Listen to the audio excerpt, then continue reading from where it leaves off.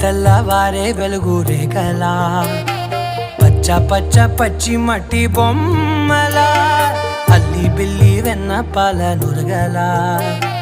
అచ్చ తెలుగు ఇంటి పూల కొమ్మలా దేవదేవుడే పంపగా ఇలా దేవతే మా ఇంట అడుగే పెట్టెనంట బ్రహ్మ కళ్ళలో కాంతులే మా అమ్మలా మా కోసం మళ్ళీ లాలి పాడేనంట. వచ్చిందమ్మ వచ్చిందమ్మ